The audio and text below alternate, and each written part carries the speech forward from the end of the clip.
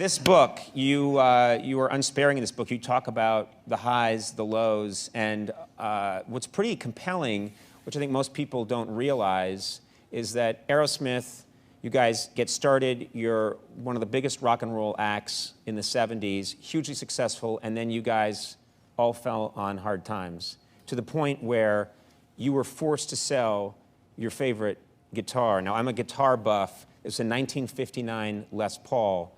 This was a guitar that was your guitar that you used on all these classic songs that everybody here knows, and you had to sell that guitar?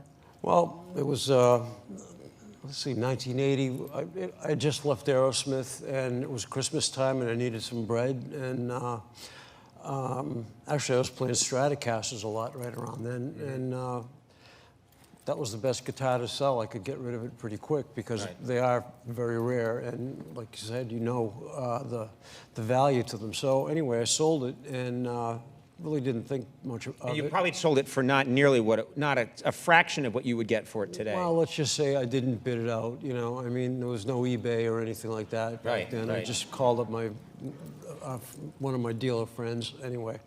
So time went on, and over the years, the band got back together again, and we starting to have some success again. And I thought maybe it'd be a good idea to, maybe if I could find some of those old guitars that had gone the way of the wind, you know. So I started looking for this one, and I had all my guitar techs out looking everywhere, and Brad walks in and said, "I know where your guitar is," and he opens up a guitar magazine, and the centerfold had Slash's guitar collection, and right in the middle was that guitar.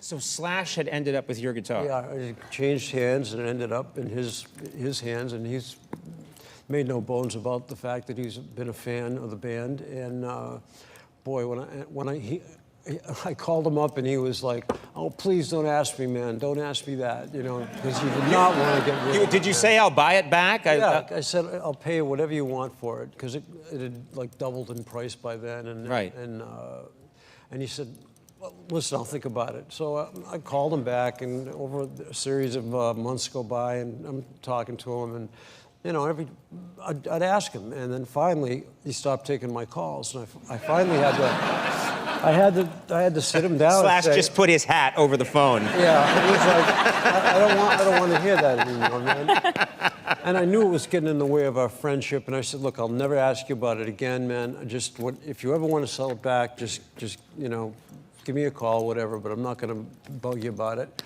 And at my 50th birthday, Cheap Trick was playing. They came in to play, and I sat in with them, and in the middle of the set, my guitar tech walks up and hands me this guitar, and it was the guitar, and Slash gave it to me. Slash gave it to you. Yeah. That is a sweet guy. We have our personal experiences. We've done a lot of bits. I've done a lot of things with Slash, and he is one of the nicest guys you'll ever meet. I'll tell you, I can't believe he did that. His heart is so big, I don't know how it fits in his chest. Yeah. He's amazing. Yeah. That's a scary description. We've got to get Slash some medical attention.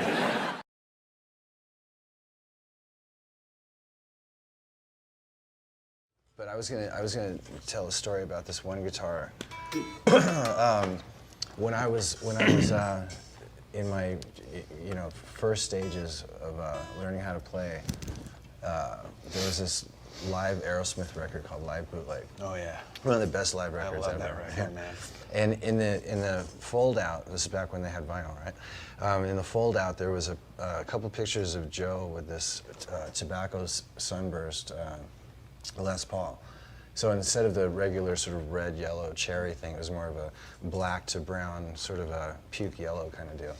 And I thought that was the coolest, you know, in my sort of discovering Les Paul period, that was the coolest guitar I'd ever seen. So years and years later, I was in Japan, and I got this phone call saying that there's some guy trying to sell this guitar that I might be interested in. And it was a tobacco, 59 tobacco Les Paul. And it was owned by Duane Allman and then Joe Perry, right? So I was like, get out of here. So I said, send me the photos. And we were on tour in Japan, so when I got back to LA, I went to my apartment, and there was this envelope, you know, from whoever, I don't know who it was. I just opened it up sort of nonchalantly, and out came these you know, what do you call 3x5s of this guitar. And you recognize the guitar because it had, like, this was worn off right here, and then there was a scratch underneath the pickguard right here, and a scratch right here, and a couple recognizable things from hours of studying these pictures. I knew exactly what this guitar looked like. And I bought the guitar for $8 grand. Right. So nobody knew exactly what the value of these things were. So I bought the guitar, and it showed up at my apartment, and there it was. And this is a 59 that's been played by all these great guys.